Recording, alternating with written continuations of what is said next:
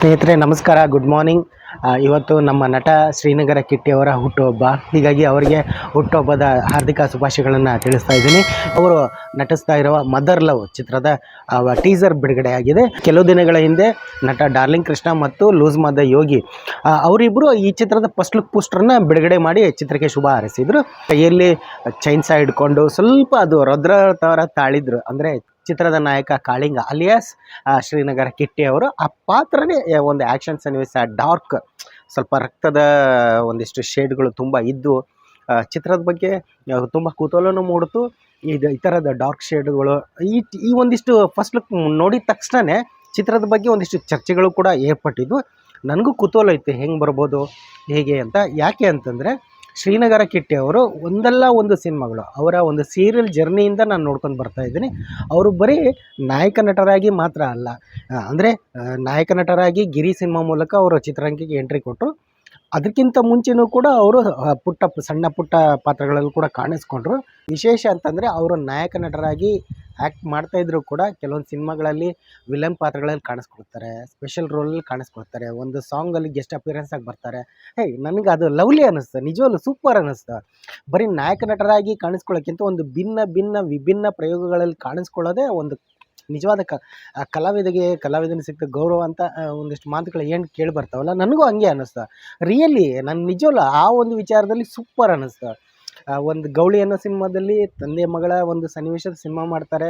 ಬಹುಪರಾಗಲ್ಲೂ ಕೂಡ ಒಂದು 3 ಪಾತ್ರಗಳನ್ನು ಮಾಡ್ತಾರೆ. ಅಷ್ಟೇ ಯಾಕೆ, ಈಗ ಮುಂದಿನ ಅವರ ಸಿನಿಮಾಗಳಾದ ವೇಷಗಳು ಸಿನಿಮಾದಲ್ಲೂ ಅಷ್ಟೇ, ಮದರ್ ಲವ್ ಸಿನಿಮಾದಲ್ಲೂ ಅಷ್ಟೇ.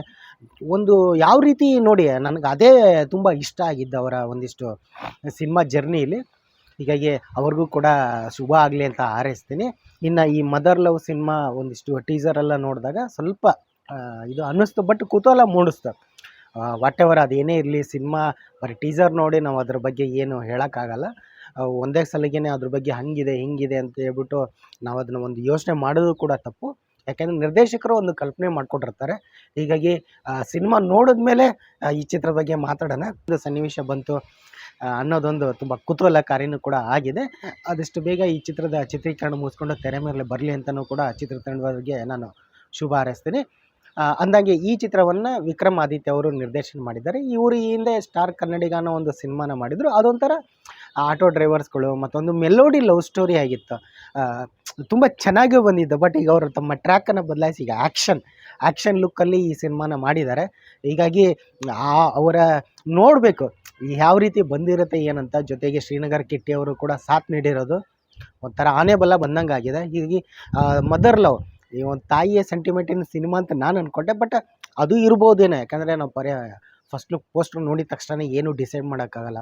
ಇದೇ ರೀತಿ ಈ ಸಿನಿಮಾ ಹಿಂಗೆ ಇರುತ್ತೆ ಅಂತ ನಿರ್ಧಾರನೂ ಮಾಡೋಕ್ಕಾಗಲ್ಲ.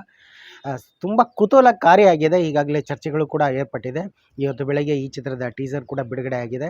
ಸೊ ಚಿತ್ರದ ಟೀಸರ್ ನೋಡಿಬಿಟ್ಟು ಎಲ್ಲರೂ ಮೆಚ್ಚುಗೆ ಸೂಚಿಸ್ತಾ ಇದ್ದಾರೆ. ನನಗೂ ತುಂಬ ಖುಷಿ ಆಯಿತು. ಸೊ ಹೀಗಾಗಿ ಚಿತ್ರತಂಡವರಿಗೆ ಒಳ್ಳೆಯದಾಗಲಿ. ಒನ್ಸ್ ಅಗೇನ್ ನಮ್ಮ ಶ್ರೀನಗರ ಕಿಟ್ಟಿ ಅವರಿಗೆ ಹುಟ್ಟುಹಬ್ಬದ ಶುಭಾಶಯಗಳು. ನೀವು ಕೂಡ ಈ ಟೀಸರ್ನ ನೋಡಿ ಡಿಸ್ಕ್ರಿಪ್ಷನಲ್ಲಿ ಲಿಂಕ್ ಹಾಕಿರ್ತೀನಿ. ನಿಮ್ಮ ಅಭಿಪ್ರಾಯವನ್ನು ಕೂಡ ತಿಳಿಸಿ ಅಂತ ನಾನು ಈ ಕೇಳ್ಕೊಳ್ತೀನಿ. ಧನ್ಯವಾದಗಳು.